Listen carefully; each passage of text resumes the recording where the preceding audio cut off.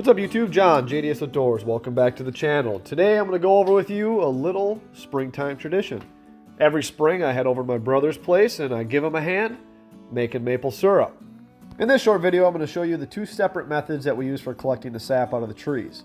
First method shown here is we drill and tap into a tree with a line.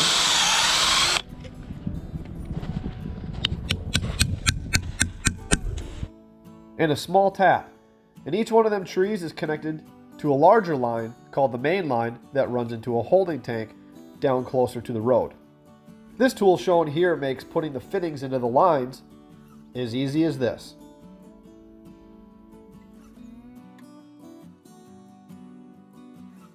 This is a fairly labor-intensive process over the course of several days, and with help from family, I'm walking through the woods and connecting each tree to the line.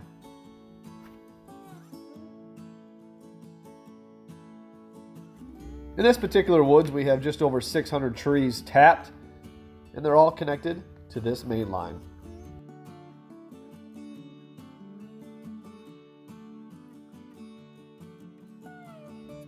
And on a good day of running, hundreds of gallons of sap will travel down this tube right here into the main holding tank, which will be pumped out at a later time. Well, I suppose it's time to head away from this woods and off to the next set, where we tap trees using buckets and bags and one single tap into the tree. Before we can get too far ahead of ourselves, we got to go ahead and set up a bunch of bags shown here. Once we get a good chunk of bags set up, we go ahead and drill a hole in the tree. Install the tap.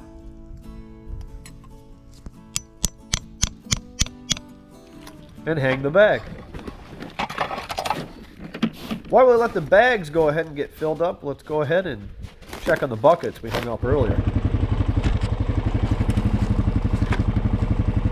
Yep, these are good to go. Let's head back to the farm and grab the Ranger so we can fill up the two 35-gallon kegs in the back, one bucket at a time.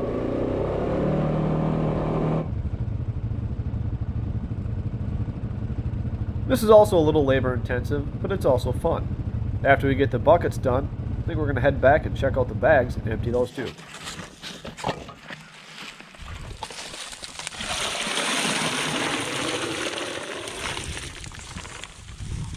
Sap season always brings out the entire family to help out.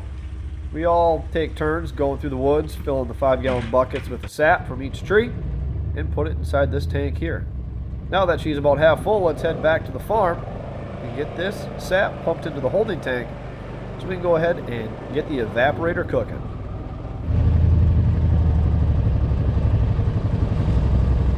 I'll leave them guys to the road home. I'll take the fun way back to the farm.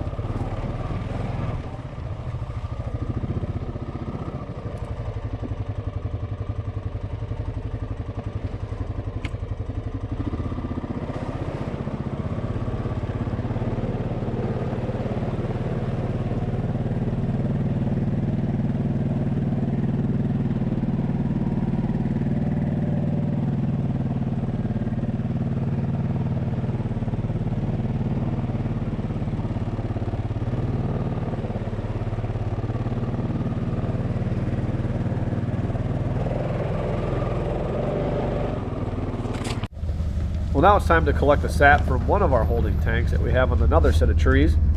This one has just over 300 trees in it. And you can see here, pretty good. Even on a little bit of a chilly day, it still comes out at a decent rate. Not bad for gravity feed. Let's get her pumped in the tank.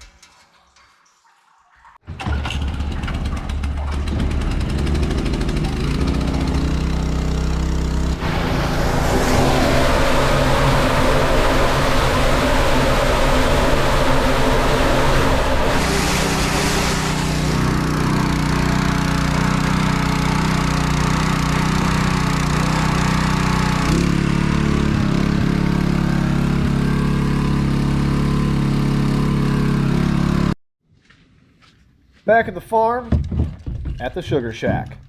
Let's go ahead and get all of the sap that we collected, including the sap from earlier, which you're about to see, pumped into the holding tank so we can move it into the evaporator.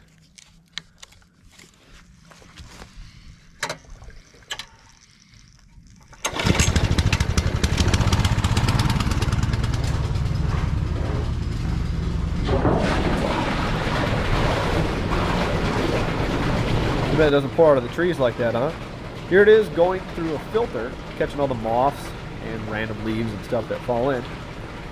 And also keeping it out of my sample I just collected there. So we can check and see how much the sugar content is from the sap that's coming out of each individual woods.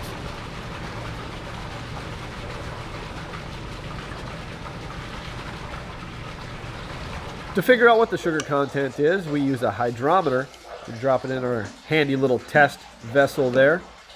And this specific batch comes in right about 2%. Maple sap turns into maple syrup when it reaches 32% sugar. Well, suppose it's time to get all of that wood split up. We use a wood fire evaporator. It creates some of the best tasting maple syrup you'll ever have. Once you get that done, go ahead and fill up the evaporator, rear tank first, then it gravity feeds into the front tank. Once that's filled up, you light the fire.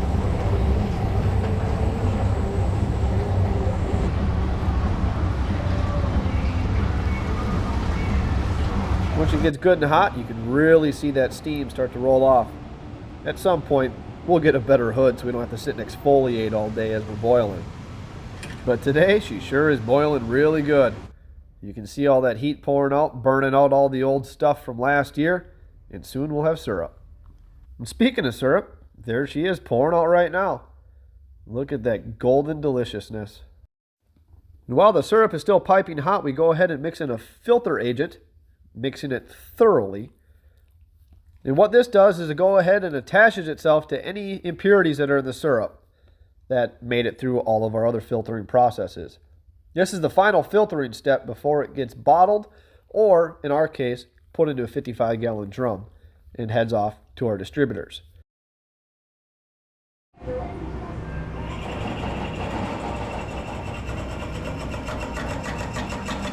Well, there she goes.